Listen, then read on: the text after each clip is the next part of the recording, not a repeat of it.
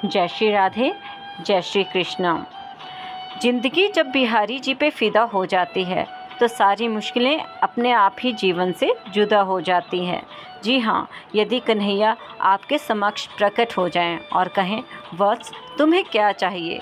यदि कोई कृष्ण भक्त होगा तो कन्हैया से प्रेम मांगेगा, उनके चरणों में प्रीति मांगेगा, और जिसके जीवन में संतान की कमी होगी वह संतान मांगेगा, जिसके पास धन की कमी होगी वह धन मांगेगा, कोई सुख मांगेगा, कोई अपने दुखों के अंत को मांगेगा, कोई जिसके जीवन में जो कमी है वह प्रभु के समक्ष वही मांगेगा।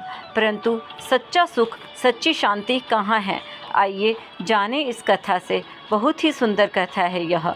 यदि आपको पसंद आई तो कृपया इस वीडियो को लाइक करें, अधिक से अधिक शेयर करें और हमारे चैनल को सब्सक्राइब करें।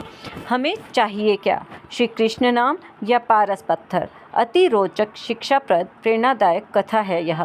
ध्यानपूर्वक सुने। एक ब्राह्मण निर्धनता के कारण बहुत दुखी था। जहाँ कहीं भी वह सहायता मांगने जाता, सब जगह उसे तिरस्कार मिलता। वह ब्राह्मण शास्त्रों को जानने वाला व स्वाभिमानी था। उसने संकल्प किया, जिस थोड़े से धन व स्वर्ण के कारण धनी लोग उसका तिरस्कार करते हैं, वह उस स्वर्ण को ही मूल्यहीन कर देगा। वह अपने तप से पारस प्राप्त करेगा और सोने की ढेरियां लगा देगा। लेकिन उसने सोचा, पारस मिलेगा कहाँ? ढूंढने से तो वह मिलने से नहीं रहा। कौन देगा उसे पारस? देवता तो स्वयं लक्ष्मी के दास हैं, वे उसे क्या पारस देंगे? ब्राह्मण ने भगवान औघड़दानी शिव की शरण में जाने का प्रयास किया, जो विश्वों को विभूति देकर स्वयं भस्मांग राग लगाते हैं। वे कपाली ही कृपा करें तो पारस प्राप्त हो सकता है। ब्राह्मण ने निरंतर भगवान शिव का रुद्रार्चन, पंचाक्षर मंत्र का जाप और कठिन व्रत करना शुरू कर दिया। आखिर भगवान आशुतोष कब तक संतुष्ट नहीं होते। ब्राह्मण की 12 वर्ष की तपस्या सफल हुई। भगवान शिव ने स्वप्न में दर्शन देकर कहा, तुम वृंदावन में श्री सनातन गोस्वामी के पास जाओ, उनके पास पारस है, वे तुम्हें दे देंगे। श्री सनातन गोस्वामी के पास पारस है और वे उस महान रत्न को मुझे दे देंगे। भगवान शंकर ने कहा है तो अवश्य दे देंगे। ऐसा सोचते हुए ब्राह्मण वृंदावन की ओर चला जा रहा था। खुशी के मारे यात्रा की थकान व नींद उससे कोसों दूर चली गई थी। वृंदावन पहुंचने पर उसने लोगों से श्री सनातन गोस्वामी का पता पूछा। लोगों ने वृक्ष के नीचे बैठे अत्यंत कृशकाय, दुर्बल, कौपीनधारी, गुदड़ी रखने वाले वृद्ध को श्री सनातन गोस्वामी बतलाया। चैतन्य महाप्रभु जी के शिष्य सनातन गोस्वामी वृंदावन में वृक्ष के नीचे रहते थे। भिक्षा मांगकर जो भी मिल जाता खाते पीते, फटी लंगोटी पहनते और गुदरी व कमंडल हाथ में अपने साथ में रखते थे। 8 प्रहर में केवल 4 घड़ी सोते और शेष में श्री कृष्ण नाम का कीर्तन करते थे। एक समय वे विद्या, पद, ऐश्वर्य और मान में लिप्त थे। राज्य के करता धरता थे, किंतु श्री कृष्ण कृपा और श्री कृष्ण प्रेम की मादकता से ऐसे दीन बन गए कि परम वैरागी बनकर वृंदावन से ही गोलोक पधार गए। ब्राह्मण ने मन में सोचा कि इतने कंगाल सनातन गोस्वामी कैसे हो सकते हैं? ऐसे व्यक्ति के पास पारस होने की आशा कैसे की जा सकती है? लेकिन इतनी दूर से आया हूँ तो पूछ ही लेता हूँ, पूछने में क्या जाता है। ब्राह्मण ने श्री सनातन गोस्वामी से पारस के बारे में पूछा। उन्होंने कहा, इस समय तो मेरे पास नहीं है, मैं उसका क्या करता? क्योंकि श्री सनातन गोस्वामी ने बताया कि एक दिन मैंने यमुना स्नान को जा रहा था तो रास्ते में पारस पत्थर से पैर टकरा गया। मैंने उसे वहीं यमुना जी की रेत में गाड़ दिया, जिससे किसी दिन यमुना स्नान से लौटते समय वह मुझसे छू ना जाए, क्योंकि उसे छूकर तो मुझे पुनः स्नान करना पड़ता। तुम्हें चाहिए तो तुम उसे वहाँ से निकाल लो। कंचन कामिनी भगवान की विस्मृति करवाने वाले हैं, इसलिए सच्चे संत पारस के छू जाने से भी अपने को अपवित्र मानते हैं। श्री सनातन गोस्वामी ने जहाँ पारस गड़ा हुआ था उस स्थान का पता बताया। ब्राह्मण वहाँ चला गया और रेत हटाने लगा, और रेत हटाने पर ब्राह्मण को पारस पत्थर भी मिल गया। पारस की परीक्षा करने के लिए ब्राह्मण ने लोहे का एक टुकड़ा अपने साथ लाया था। जैसे ही ब्राह्मण ने लोहे को पारस से स्पर्श किया, वह स्वर्ण हो गया। पारस सही मिला है। इससे अत्यंत प्रसन्न होकर ब्राह्मण अपने गांव की ओर लौट दिया और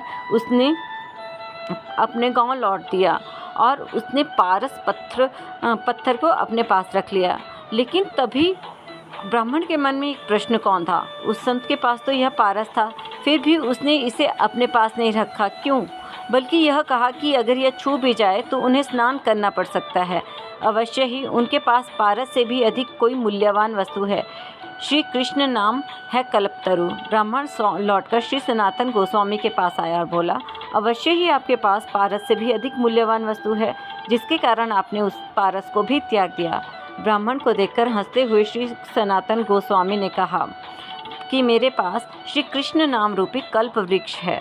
पारस तो केवल सोना ही देता है, किंतु श्री कृष्ण नाम सब कुछ देने वाला कल्प वृक्ष है। उससे आप जो चाहेंगे वह प्राप्त होगा। ऐसा कोई कार्य नहीं भगवान के नाम के आश्रय लेने पर वह काम न हो। मुक्ति चाहोगे मुक्ति मिलेगी, परमानंद चाहोगे परमानंद मिलेगा, और व्रजरस चाहोगे तो व्रजरस भी मिलेगा। श्री कृष्ण का एक नाम सब पापों का नाश करता है, भक्ति का उदय करता है, भवसागर से पार करता है और अंत में श्री कृष्ण की प्राप्ति भी करवा देता है। एक कृष्ण नाम से इतना धन मिलता है। यह सुनकर ब्राह्मण ने सनातन गोस्वामी जी से विनती की, मुझे वही आप श्री कृष्ण नाम रूपी पारस प्रदान करने की कृपा करें। श्री सनातन गोस्वामी ने कहा, उसकी प्राप्ति से पहले आपको इस पारस को यमुना में फेंकना पड़ेगा। ब्राह्मण ने कहा, यह गया पारस। कहते ही पूरी शक्ति से पारस को यमुना में बहुत दूर फेंक दिया। भगवान शिव की दीर्घकालीन तपस्या व संत दर्शन से ब्राह्मण के मन व चित्त निर्मल हो गए थे। उसका धन का मोह समाप्त हो गया था और वह भगवान की कृपा का पात्र बन गया था। श्री सनातन गोस्वामी ने उसे श्री कृष्ण नाम की दीक्षा दी। वह श्री कृष्ण नाम जिसकी कृपा से एक कण से करोड़ों पारस बन जाते हैं, और नाम रूपी पारस से तो सारा शरीर ही कंचन हो जाता है। श्री कृष्ण जी का कथन है, जो मेरे नामों का निरंतर गान करके मेरे समीप प्रेम से रो उठता है, अपने आप को हमें शरणागत कर देता है, मैं उसका खरीदा हुआ गुलाम बन जाता हूँ। जिसने एक बार श्री कृष्ण नाम का स्वाद ले लिया, उसे फिर अन्य सारे रस स्वादहीन लगते हैं और स्वाद रस से हीन लगते हैं। भगवान से डूबते हुए भव सागर से डूबते हुए प्राणी के लिए वे नौका हैं, मोक्ष चाहने के लिए वह सच्चा मित्र हैं। मनुष्यों को परमात्मा से मिलाने वाला सच्चा गुरु है। अंतःकरण की मलिन वासनाओं के नाश के लिए श्री कृष्ण नाम एक दिव्य औषधि है। यह मनुष्यों को सुख से सुखदेव बना देता है। अब फैसला आपको करना है कि आपको चाहिए क्या, पारस पत्थर या कृष्ण नाम। यह आप कमेंट में अवश्य लिखें। यदि आपको कथा पसंद आई तो कृपया इस वीडियो को लाइक करें, शेयर करें और हमारे चैनल को सब्सक्राइब करें। जय जय श्री राधे।